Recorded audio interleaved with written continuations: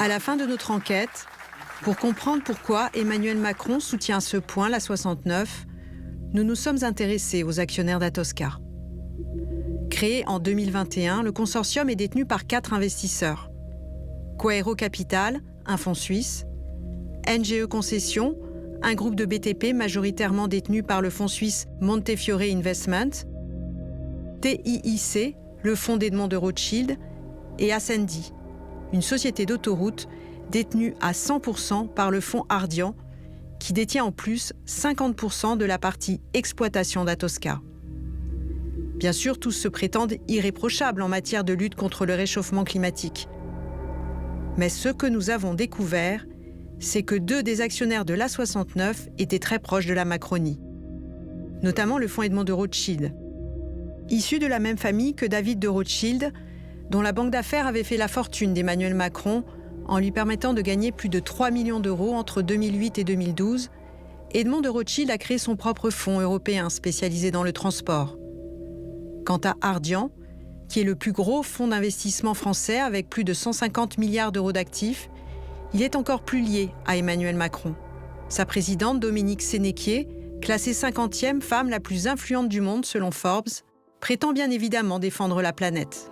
Our world faces many challenges: growing inequalities, the environment, and climate change. We fully understand that our purpose goes beyond creating financial value to making a positive contribution to society as a whole. Mais la patronne d'Ardian a surtout un accès direct à Emmanuel Macron.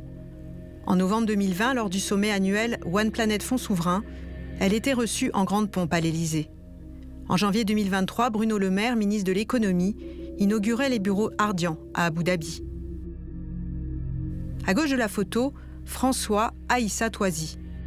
En février 2017, il avait contribué à organiser un voyage de levée de fonds d'Emmanuel Macron en Algérie.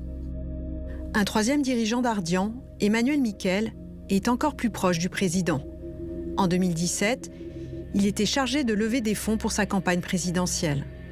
Une fois Macron à l'Élysée, il devient son conseiller. Donc je ne suis pas le Emmanuel M que vous souhaiteriez avoir parmi vous ce soir, et vous m'envoyez désolé. Mais étant moi-même en charge de l'attractivité à l'Élysée, je suis présent ce soir pour vous lire un mot personnel que le président souhaite adresser aux États de la France. En 2019, il repart pantoufler chez Ardian comme managing director.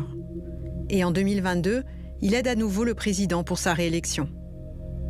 Mais la figure du groupe Ardian, qui a joué le rôle le plus déterminant dans le financement de la carrière politique d'Emmanuel Macron, c'est Pierre Donnersberg. On le voit ici, décoré du grade d'officier de la Légion d'honneur par Emmanuel Macron à Bercy. Décryptage du journaliste Marc Andevelde. Ce que j'ai découvert, c'est que les prêts de la campagne d'Emmanuel Macron, les 11 millions d'euros de prêts de campagne d'Emmanuel Macron, 8 millions avant le premier tour, 3 millions environ entre les 2 tours, ces prêts-là qui ont été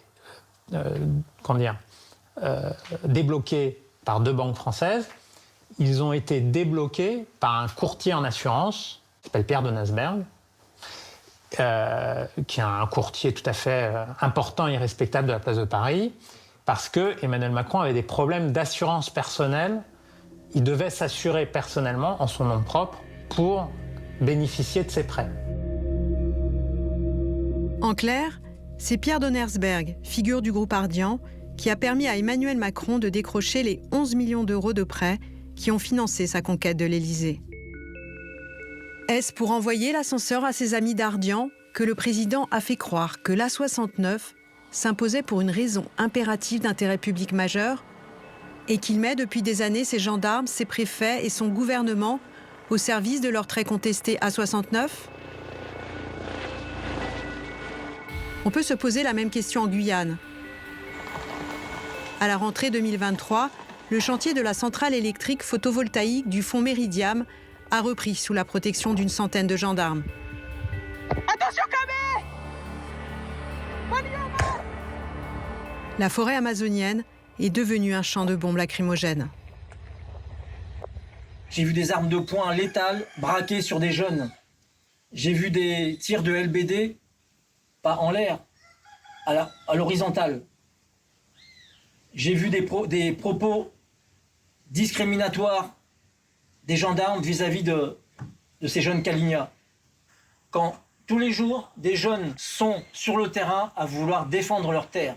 Ils sont à la recherche d'une justice, ils sont à la recherche de leur futur plus tard.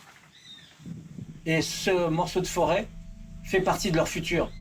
Ce projet qui dévaste la forêt guyanaise est financé à 60% par un certain Thierry Déaut. Aujourd'hui, chaque action d'investissement doit prendre en compte finalement le changement climatique. Son fonds d'investissement est spécialisé dans les énergies renouvelables. The people and the planet. Mais Thierry Déaut est surtout très proche de l'exécutif. En 2022, il a recruté 2 hauts fonctionnaires, passés respectivement par l'Élysée et le ministère de la Transition écologique. Et en coulisses, le patron de Meridiam entretient des rapports encore plus étroits avec le président de la République. Pour sa campagne 2017, Thierry Déaut avait organisé des dîners de levée de fonds à Londres. Interrogé récemment à l'Assemblée nationale concernant la campagne 2022, il reconnaissait avoir soutenu Emmanuel Macron encore plus personnellement. Dans quelle mesure avez-vous soutenu la campagne d'Emmanuel Macron ? Comme tout le monde, mais pas plus que ça. Soyez précis dans votre réponse, s'il vous plaît, M. Déaut. Dans quelle mesure ? Je ne crois pas que M. Macron ait 100% aux élections, non pas comme tout le monde. Vous pouvez être précis ? Non, c'est-à-dire que j'ai utilisé les moyens qui sont autorisés à tout citoyen de participer à une campagne électorale, c'est-à-dire qu'on peut contribuer à la campagne dans les limites requises par la loi au financement d'une campagne en toute transparence et déclaré aux impôts. Voilà. Pour tenter de comprendre si avec la centrale en Guyane et l'A69, Emmanuel Macron a renvoyé l'ascenseur à des amis politiques, voire à des financeurs de ses campagnes, nous appelons l'Élysée.